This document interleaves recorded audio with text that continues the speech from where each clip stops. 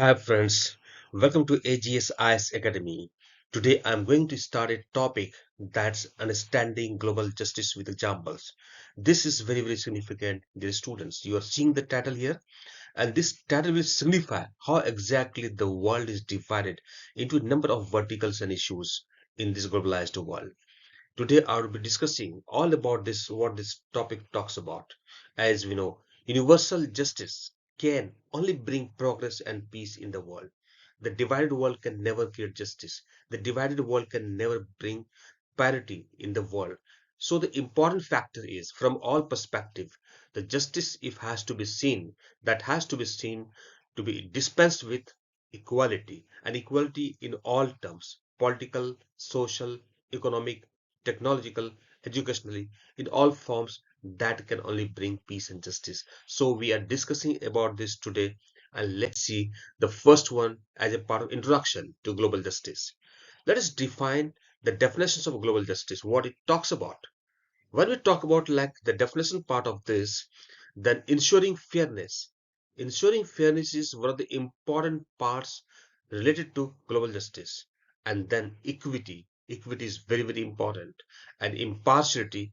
Impartiality in all senses has to be there. Otherwise, you see the left side, what you are seeing. You are seeing the balance.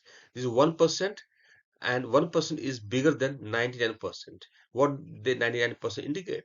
They are indicating 99% of the world population is actually they are behind, they are being controlled by 1% population of the world. Isn't it a joke for the humanity? And you see this world map. So this world map indicates Afro-Asian countries, third world countries, on the other hand, developed countries. When you talk about like developing and developed countries, you will see the difference between 1% population and the 99% population. How they are indicating the differences are there and the world is divided and how injustice is being meted out. So this topic tries to say why and how this is prevailing and what should be the solution of that. So we are defining definition that must ensure fairness, that must ensure equity and impartiality in approach. Impartiality should be there. It's not that like while the project is being done, while any issue is being carried out, while justice is being dispensed, in nowhere impartiality should not be obstructed. So in the treatment of individuals and nations on a global scale, this impartiality is the need of the hour for dispensing global justice. Now, the second part we talk about importance. What is the importance of global justice? Why this is significant? Why human beings need to have this global justice? What the world needs to see, the justice is ensured amicably. The global justice is ensured all over the world, and establishing equality will ensure global justice. Protecting human rights will ensure global justice. At the same time, addressing global inequalities. Unless inequalities between haves and have-nots, that inequality is addressed, nothing can be ensured.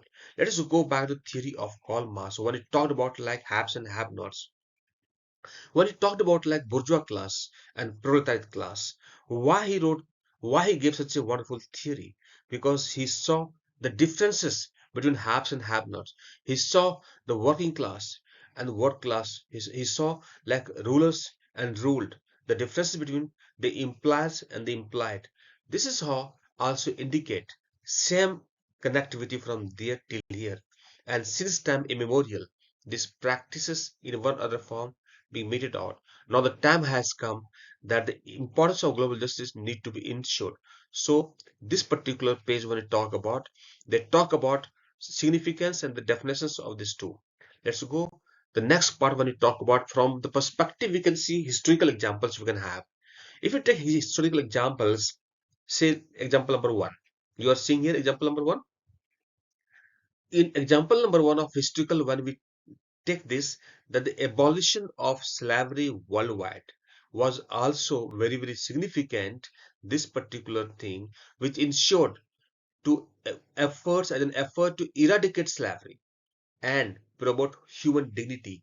So human dignity is very significant, and eradication of slavery is very significant. Historically it was done, that was a triumph for the humanity. If you take another example we have here, then civil rights movements, so famous across the world, we saw what talks about struggles for equality. Actually, civil rights that indicated and that was meant for struggles for equality, such as the African American civil rights movement in the United States, movement in Africa or anywhere, Asia or anywhere, whatever you see, wherever the movements, rights movements, civil rights movements are there, they have commonality in one or other form. So this is here, be it like Africa, be it like USA, be it like Europe, be it like ASEAN countries, be it like South Asian countries, or even Middle East or one states. Everywhere you will see these, they have communities. So these were in historical terms which were being quoted as examples. And then if we talk about economic justice is also significant when we talk about global justice that has to be ensured. Dear friends, one example we can have here, that's about fair trade initiatives. Trade also, business also should be ensured properly, ensuring farmers in developing countries receive equitable pay for their products. Whatever they create, whatever they grow, it's very significant. They should be paid properly for what they actually deserve. And then we have another example, example number two here, you are seeing debt relief programs.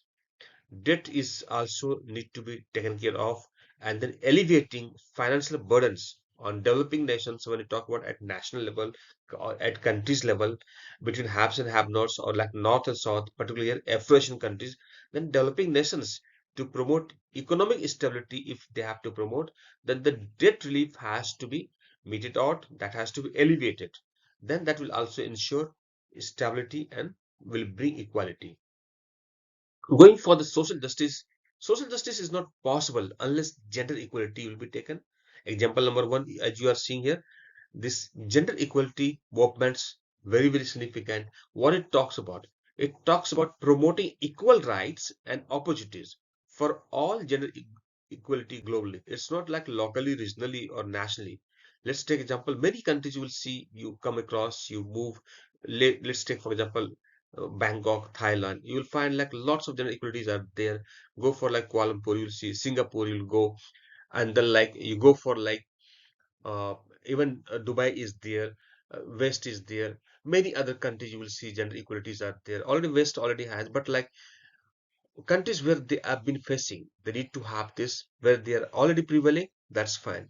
So social justice has to be ensured by promoting this, and already many steps have been taken regarding this particular direction. Example number two, if we talk about LGBTQ plus rights, their advocacy is what they talk about efforts to eliminate discrimination based on sexual orientation and gender identity, that has to be ensured that they are properly treated. And going for the environmental justice, that's also significant. We take the example number one, climate change agreements, addressing environmental challenges collectively for the well-being of all nations. So environmental challenge is very, very important these days. It should not be confined to only developed countries, and then challenges should be faced by developing countries. That should be the case. The case should be that it should be equally addressed in the regard of the justice to be prevailing across the world. Example number two we have here, conservation efforts in developing countries, balancing environmental preservations with economic development needs, and that to be ensured. All these 2 points, these two examples, all the efforts are on to achieve this environmental justice. Humanitarian justice is again significant, and we have the example number one, humanitarian aid in conflict zones. You know, conflict zones, there are many countries, there are many hot spots in the world today where we have conflict, conflict resolutions, peace building, and then hot spots are there. Say, for example, Middle East is there, then you have Indo-Pacific is there, South China Sea is there, then you have, for example, uh, in South Asian countries, it's there. Then Yemen conflict is there. Many countries are there. Many hot spots are there. Syria is there. Well, providing assistance to refugees and displaced population during wars and crises is also important.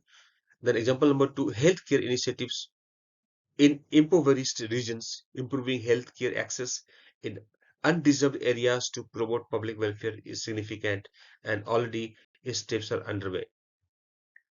Dear friends, then we talk about like legal and political justice. Example we can have here in this connection. Example number one, International Criminal Court prosecuting individuals for genocide. Genocide has to be stopped. There are governments in the world which believe to and indulge in genocide. That should be stopped. That should be there because humanity has to be ensured everywhere on equal footing. Crimes against humanity has to be immediately stopped, and war crimes, if anywhere there, need to be taken care of.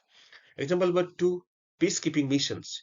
United Nations efforts to maintain peacekeeping and security in conflict affected regions are very important as US, this United Nations, along with major parts, including US and other major parts, they've been taking involving many countries of the world in peacekeeping operations, and therefore this is important for legal aid and political justice also in this connection.